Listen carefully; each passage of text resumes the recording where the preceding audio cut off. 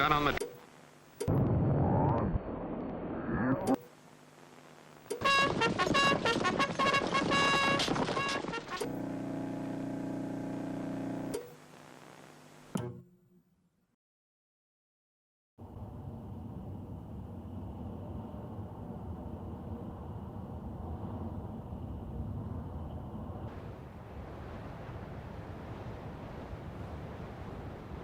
What is this?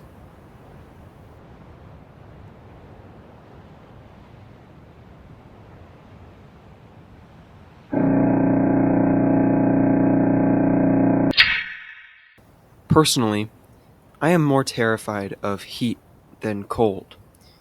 You can always have more layers, but you can only take off so much. Even I must admit that the heat flinches. It lets up in the shade. The cold is different. Sometimes, no matter how many layers, no matter how much you bundle up, it still hits you like you are a beast, dressed in nothing but scraps of hide. It's unbearable. Something about the cold has always scared us. Maybe there's some intense, piercing generational trauma from an early Pleistocene winter. I can imagine a small family, or maybe a clan, all holed up in a cave with fire, the only place where they can stay warm. Writing on walls with charcoal, maybe at daybreak playing a bone flute over the white, snowy, endless expanses. This image is terrifying. You can't feel anything. It's too cold. The air is nearly too chilled to breathe. You have no tongue to talk to your family in. And still, you have one of the most environmentally horrific challenges ahead of you. Did you know that humanity hadn't been to the poles until the early 1900s? Imagine that.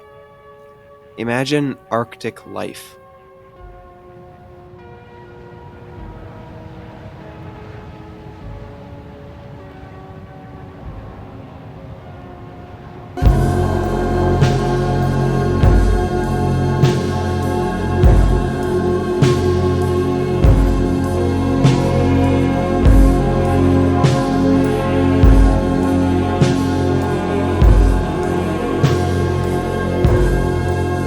This is That Which Gave Chase. It's a short game, only about an hour long. It has inconsistent pacing and jumps around a lot. While intentional, it feels a bit disorienting. Well, I suppose that's a good thing. This is not a place we're meant to feel comfortable. This game is amazing. It's kind of confusing if you're not big-brained. But you follow a dog musher, a fellow who mushes these dogs and pets them. And you lead this nerd guy up here. Basically, kind of seems like he's a scientist, but he's up here for stranger, more arcane purposes.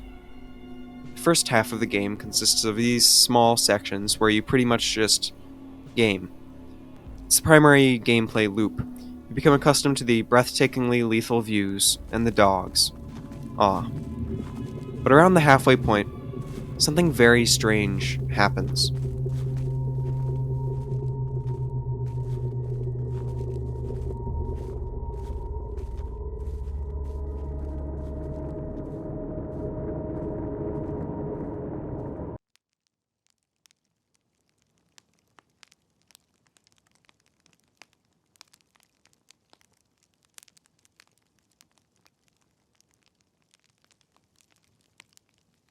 In viewing the events that led up to this moment, understand that I have been asked to play the part of the opposer, standing not in the way, but alongside it.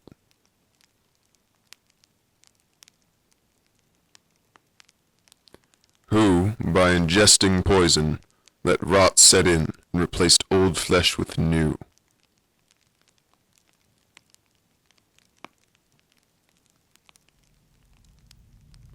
I can tell you that I planned for this course of events to take place, but I know better than that now.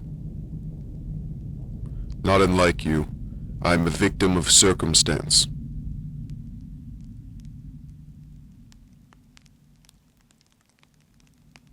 Do not ask me to reason.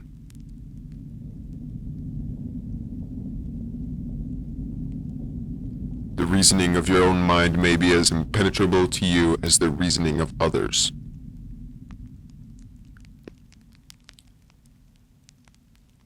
The sum of a half-remembered feeling and a long-forgotten dream.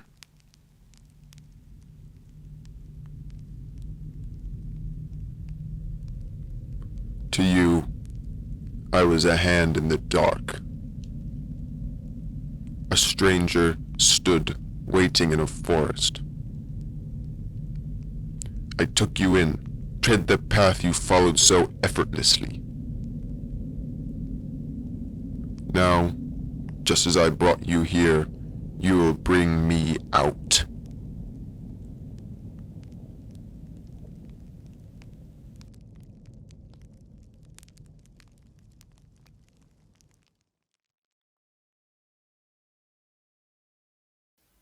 It turns out that the scientist had, in truth, a plan. To, well, it's not clear. Not to me. But something with shrooms and trying to kill you. It's very strange. It almost seems to me like it's some sort of usurpation he wants to have happen. He wants to take somebody who's able and put them in this environment and then kill them for a sacrifice. Maybe he wants you to kill him. The game isn't very specific or clear about this, at least in my opinion.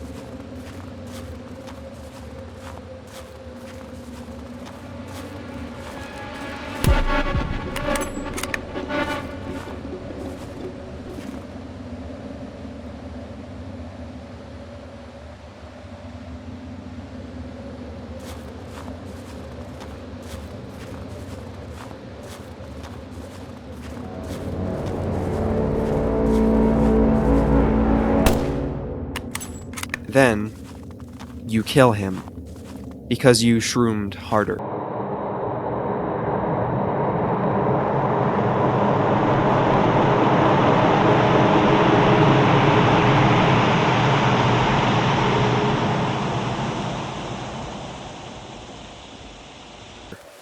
And there's a short epilogue, where you mush forward with the dogs, and his corpse.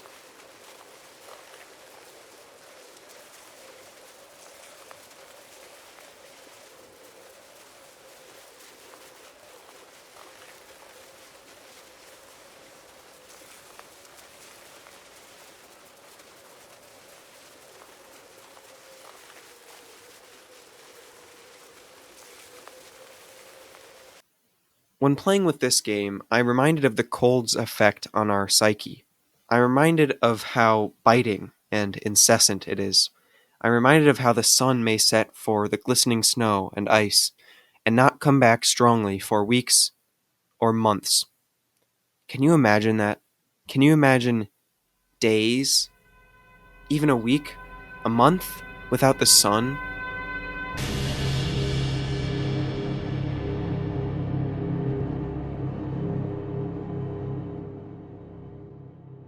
The the sun in the extreme north is, though not sweltering hot, unbearably white.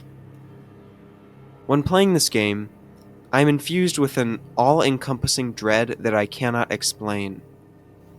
This is true even before. It transcends circadian senses of fear. It is something I've only ever seen in one piece of media. To build a fire. Jack London's stories seem obviously referenced in this game, but aside from the dogs, the game perfectly imbues an extremely specific feeling of dread. The feeling of your fingers not moving at your command. The feeling of slowly realizing that you were dead the moment you set out. That is terrifying. That level of cold is not something the human body can sense. What holds this relatively unassuming, simple, and rather lackluster plot together is all the atmosphere. The plot doesn't matter. It's good enough. The gameplay, good enough. It's all just alright. But the atmosphere, the feeling, the way it inspires something truly primal inside of me, that is what makes this an excellent game. It's only about an hour long, but that's all worth it. I think you should play this game. Not because of what it is,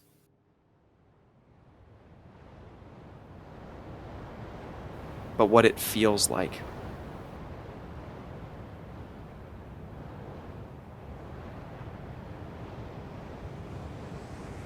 Thank you for watching.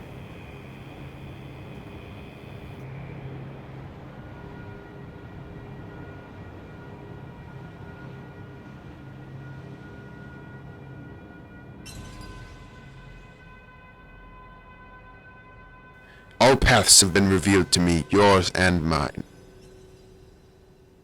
My task is reduced to something so simple: to follow.